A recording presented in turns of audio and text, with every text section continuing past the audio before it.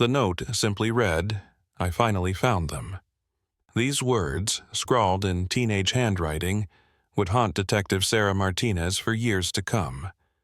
What began as a missing persons case on a crisp Utah morning would unravel into one of Salt Lake City's most disturbing mysteries, leaving a community to question how a 15-year-old foster child who had finally found stability could vanish without a trace along the Jordan River. In the pre-dawn hours of March 15, 2012, Annie Casper Zach's feet barely made a sound on the carpeted stairs of her foster home. Her backpack, hidden beneath her bed for weeks, held everything she thought she'd need for a new life. The irony was cruel. After 5 years of stability with the Casper Zachs, Annie was running toward what she believed was her biological family. She didn't know she was running toward her death. Born Grace Casper Zach in 1997, Annie's early years read like a case study in systemic failure. By age 9, she had endured 9 foster home rejections, each return to the orphanage carving deeper wounds in her psyche. Foster parents would later tell investigators they weren't prepared for a child who seemed to actively test their commitment, who would deliberately push boundaries just to prove her own theory that everyone would eventually abandon her. Then came Veronica Casper Zach, a child and family services worker who saw beyond the file labeled difficult placement. Working daily with abandoned children had given Veronica an almost sixth sense about the ones who needed more than just a home. They needed someone willing to break through their carefully constructed walls. In January 2007, while 6 months pregnant with her second son, Veronica and her husband Dennis made the decision that would change and ultimately save Annie's life, or at least the 5 years she had left. Police would later find Annie's journal, its pages filled with the kind of happiness that only comes after knowing its opposite. She wrote about family vacations, Christmas mornings surrounded by presents, and 2 little brothers who looked at her with pure adoration. But beneath these moments of joy lay a darker current, an obsession with finding her biological family that had begun to consume her online life. The digital footprint she left behind would reveal dozens of searches for DNA registries and adoption records, leading investigators down a path that would expose a predator who had been watching, waiting, and expertly manipulating a vulnerable teenager's deepest desires. What makes Annie's story particularly haunting isn't just how it ended, but how close she came to having everything she'd ever wanted. The Casper Zachs had given her the stability she craved, the love she deserved, and the family she'd dreamed of. Yet, somehow, it wasn't enough to overcome the siren song of biological connection, a desire that someone would use to lure her into the darkness along the Jordan River that fateful March morning. The divorce could have been another trauma in Annie's life. Instead, it became a testament to how much both her foster parents had grown to love her. Dennis, Casper Zach, and Veronica maintained an amicable relationship, prioritizing their children's well-being over any personal grievances. When Veronica married James Bratcher and moved the family to suburban Riverton, Utah, Annie gained not just a stepfather, but another advocate in her corner. James Bratcher proved to be more than just a stepfather. He became Annie's confidant.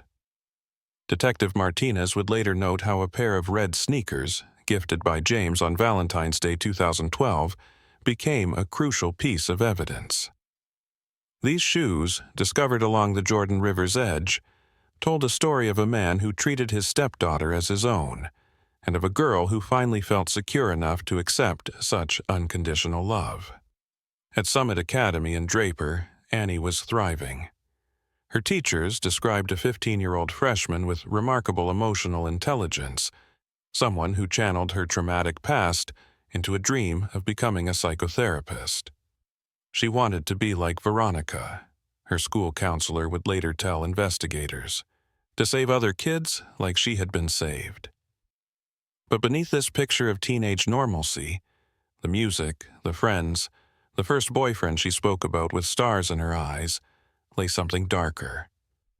Annie's raw emotional honesty, her inability to mask her feelings, made her both deeply lovable and terrifyingly vulnerable. In the digital age of 2012, such openness could be a beacon for those with sinister intentions. March 10, 2012, began as an ordinary Saturday. Annie watched her younger brothers while Veronica and James enjoyed a rare dinner out. Security footage from their Ring doorbell would later show Annie in her bedroom window, phone in hand, the blue light of the screen illuminating her face as she typed. What investigators would discover on that phone would chill them to the bone. When Veronica stepped out of the shower that evening, the house felt different. Mother's intuition, she would later call it. Annie's empty bedroom, the carefully placed note under her pillow. It all spoke of premeditation. The letter they found would shatter the illusion of their perfectly reconstructed family, revealing a web of online manipulation that had been months in the making. The note began, "By the time you read this," words that would launch a desperate search and expose how even the most loving family could be powerless against a predator who knew exactly which wounds to reopen. The truth, when it emerged from Annie's letter, hit Veronica like a physical blow. Her daughter had constructed an elaborate web of lies, not out of malice, but from a place of such deep yearning that it had warped her sense of reality. The pregnancy lie, born from her first intimate experience with a boy, spoke volumes about a teenager still wrestling with childhood wounds. Annie had fabricated a story of impending motherhood, perhaps trying to fill the void left by her own biological mother's absence. Detective Martinez would later reflect that Annie's deception about pregnancy, despite negative tests and birth control pills, wasn't just typical teenage drama. It was a red flag that everyone missed. Here was a girl so desperate to create the family she'd lost that she'd convinced herself of an impossible truth, then broadcast it to her entire social circle. The investigation kicked into high gear at 11:42 p.m., when James Bratcher's phone tracking app showed Annie's device moving at highway speeds before abruptly going dark near the Jordan River market. Veronica, operating on pure maternal instinct, grabbed her daughter's photo and raced to the market while police established a command center at their home. The security cameras would later show her, wild-eyed and clutching Annie's photo, approaching strangers in the parking lot as wet snow began to fall. Darwin, Christopher Bagshaw, Chris to Annie, provided the first real lead. Their year-and-a-half relationship, kindled in math class, had been marked by intense highs and lows typical of teenage romance. But it was his mention of a mysterious LJ that sent investigators down a darker path. In Annie's digital world, LJ would prove to be more than just another online friend. He was a carefully crafted persona designed to exploit the very vulnerabilities that Annie's childhood trauma had created. As Veronica's calls went straight to voicemail, each unanswered ring echoing through their quiet home, the police began piecing together a timeline. What emerged wasn't just a story of a runaway teen, but something far more sinister. Annie's phone, they would discover, hadn't simply been turned off. It had been deliberately disabled in a way that suggested premeditation, expertise, and a level of sophistication far beyond that of a 15-year-old girl.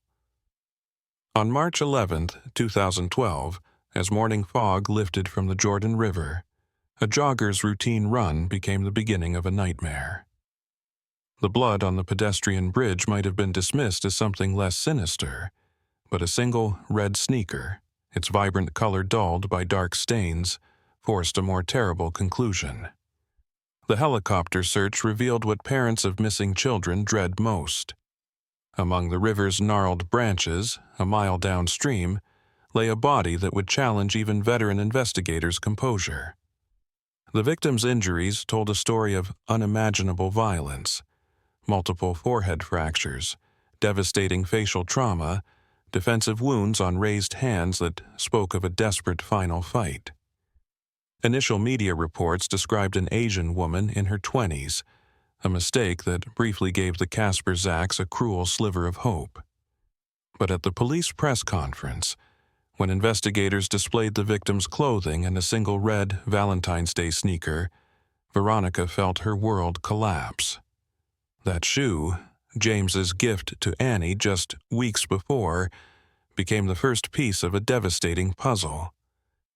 The brutality of the attack had rendered traditional identification impossible, but Annie's body carried other markers of her 15 years. The scar from gallbladder surgery, the braces she'd gotten just 6 months earlier. DNA confirmation seemed almost redundant. Veronica had known the moment she saw that red sneaker. Detective Martinez would later note in her case files that the level of violence suggested more than just murder. It spoke of rage, of personal connection, of someone trying to destroy not just Annie's life, but her very identity. The perpetrator had targeted her face with such specific savagery that investigators suspected the attack was deeply personal. As Veronica arranged for her mother to take the boys, she faced the cruelest irony. The daughter, who had spent her childhood searching for family, had finally found it, only to have that promise of forever shattered on a bridge over the Jordan River. The mysteries of Annie's last hours, who she had truly met, why she had really run away, and what had triggered such devastating violence, were just beginning to unfold. Annie's diary became a roadmap of obsession. Page after page detailed her fixation with Chris Bagshaw, including an entry from March 1st that caught Detective Martinez's eye.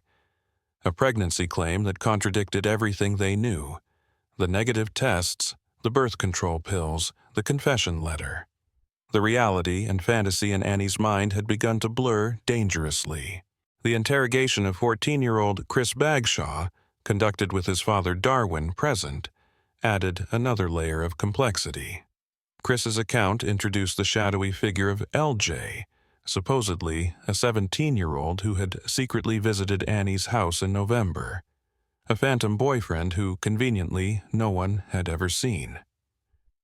Chris carefully constructed his alibi for the night of March 10th, a failed attempt to meet a friend, followed by a sleepover at his grandmother Wilma's house.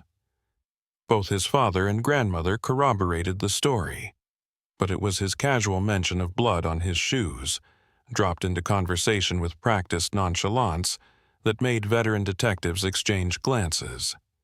The DNA sample Chris provided would prove crucial, but not in the way investigators initially expected. His explanation for the blood on his shoes, when it finally came, would unravel the careful fabric of lies he'd woven. The investigation was about to reveal how a 14-year-old boy could craft a persona sophisticated enough to lure a troubled girl to her death. The figure of LJ began to take shape in the investigation, not as a real person, but as a digital phantom, a creation designed to exploit Annie's deepest vulnerabilities. Her diary entries about pregnancy, investigators realized, weren't just teenage fantasy. They were breadcrumbs leading to a carefully orchestrated tragedy. The breakthrough came through Annie's poetry. A seemingly innocent verse addressed to Leon Gendon finally gave LJ his full name. Yet the name led nowhere, vanishing into the digital void like a ghost. No records, no traces, nothing to connect the phantom boyfriend to Annie's death. Then Joanna Franklin emerged from a West Jordan jail cell with a story that seemed to crack the case wide open. A fraud suspect offering to trade information for immunity, a common enough scenario in criminal investigations. But her detailed account of that Saturday night at Daniel Ferry's house carried the weight of truth, or at least a carefully constructed facsimile. The scene she painted was chilling. Annie following LJ into a drug dealer's den. Daniel Ferry, a 31-year-old gang member with a rap sheet longer than his arm, enraged by a teenage girl's rejection, blood spraying from Annie's face as she hit the wall, 3 men loading her limp body into a car. Detective Martinez noted how Joanna's description of Annie's clothes matched perfectly, too perfectly, perhaps. The red sneakers, the white and red shirt, details that had been splashed across every local news channel.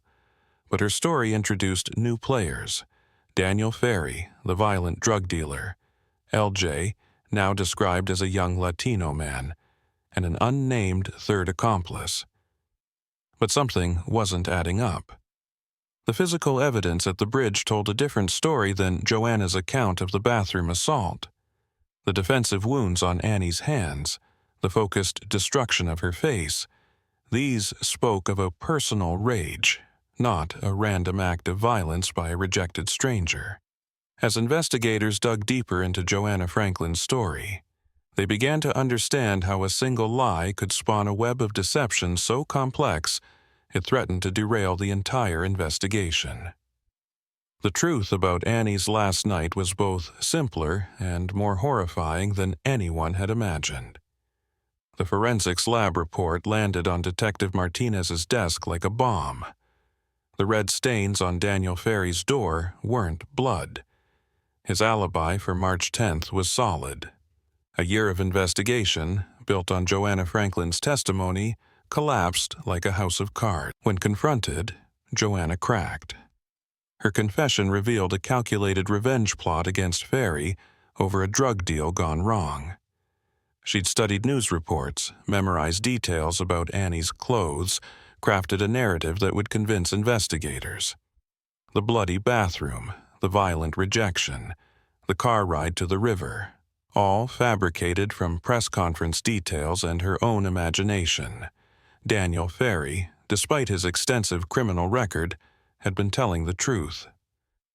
"I've got enough sins," he'd told detectives, "but I never hurt little girls." His exoneration in March 2013 sent investigators back to the beginning, forced to confront an uncomfortable truth. They'd spent a year chasing shadows while Annie's real killer walked free. The Jordan River crime scene photos still covered the investigation board. The red sneaker, Annie's defensive wounds, the targeted destruction of her face. These pieces told a story that had nothing to do with drug dealers or gang violence. The truth, investigators were beginning to realize, was likely much closer to home. As spring turned to summer in Salt Lake City, Annie's case gathered dust. But in the back of Detective Martinez's mind, something about Chris Bagshaw's casual mention of blood on his shoes kept nagging. Sometimes, she knew from experience, the most important clues are hidden in plain sight, dropped into conversation with practiced innocence. When Detective Jacqueline Moore inherited the case, she found herself piecing together fragments of a shattered investigation. The original detective's death in the line of duty had taken vital insights to the grave.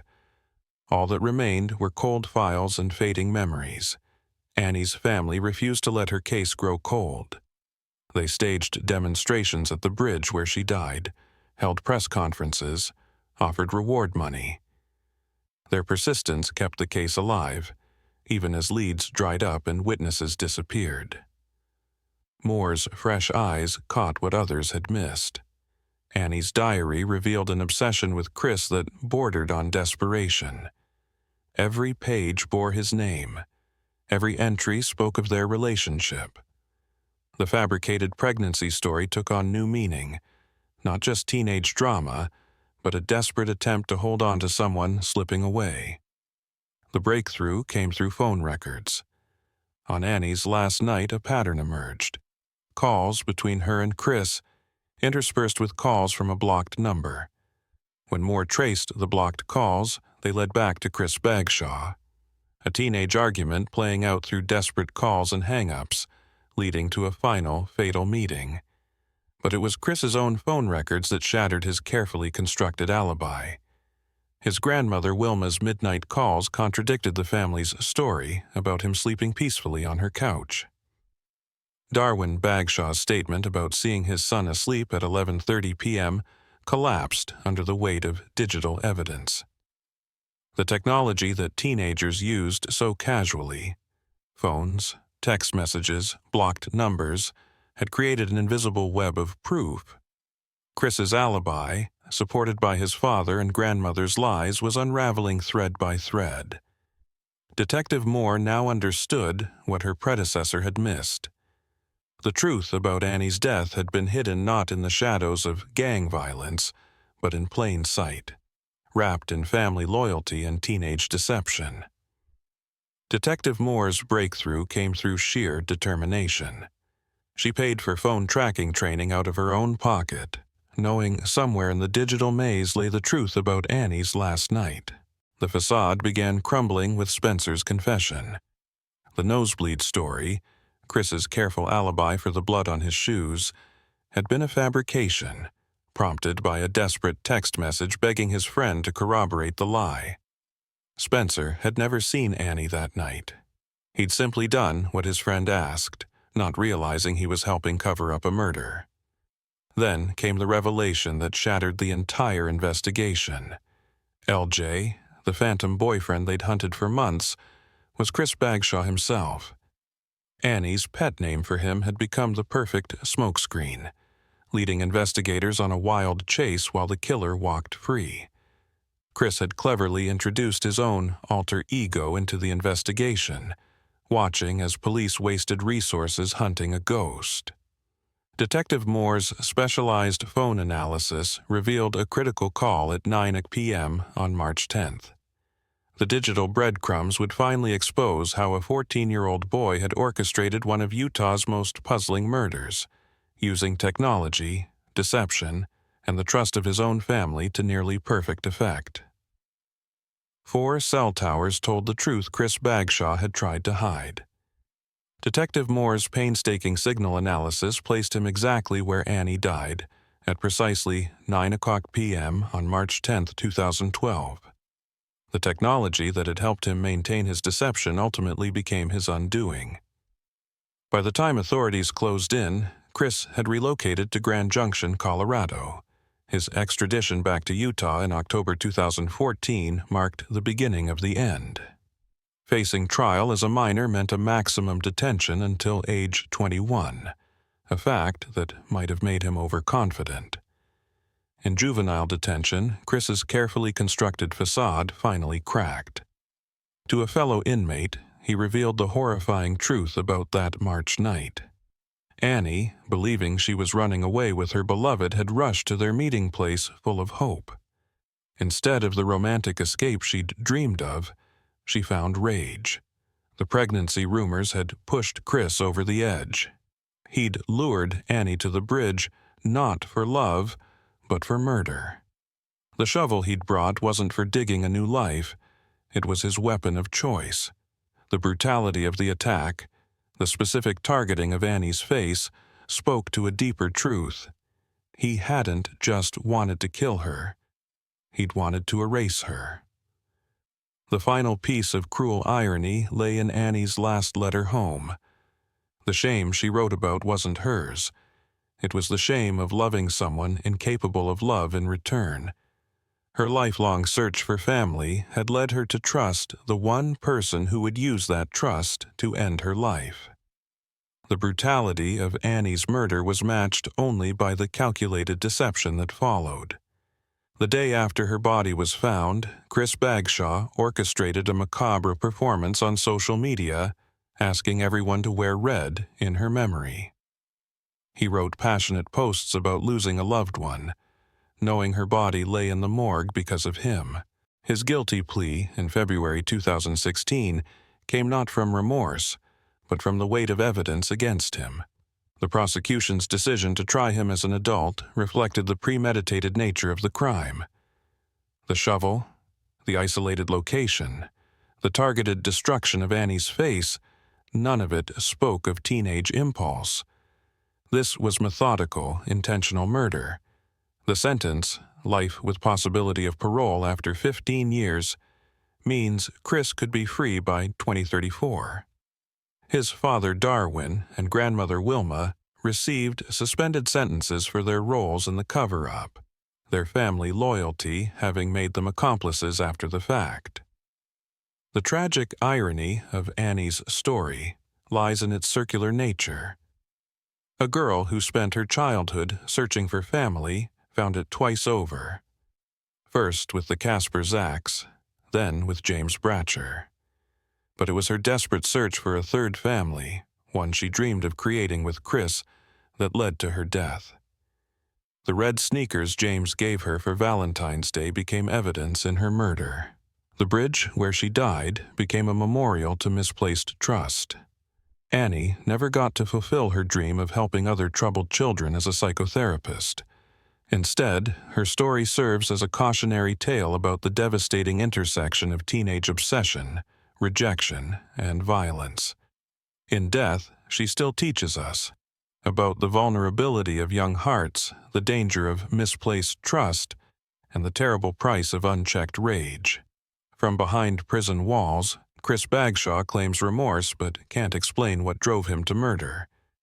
His petitions for release citing mental health concerns have been denied, met with fierce opposition from Annie's family. The Casper Zacks chose to transform their grief into purpose. The Annie Casper Zack Memorial Fund supports students who share her passions. A memorial bench along the Jordan River Trail marks where her life ended, but also where her memory lives on. Her ashes were scattered across the ocean, a final freedom for a girl who spent too many years searching for home. Veronica Casper Zack honored her daughter's memory in the most fitting way possible, by opening her heart and home to 5 more children who needed family. It was exactly what Annie would have wanted, her dream of helping other foster children realized through her mother's continuing love. Annie's story stands as a testament to both the resilience and vulnerability of the human heart. A girl who survived 9 foster homes only to die at the hands of someone she trusted. A teenager who dreamed of having her own family, never knowing her pursuit of that dream would lead her to the Jordan River Bridge on that fatal March night. Today, visitors to her memorial bench might notice the river flowing endlessly beneath the bridge where Annie's life ended. Like the water below, her story continues to move people, teaching us about love, trust, and the terrible price of betrayal. For those who knew her, Annie remains forever 15, forever dreaming, forever looking for family, and finally finding it in the hearts of all who remember her.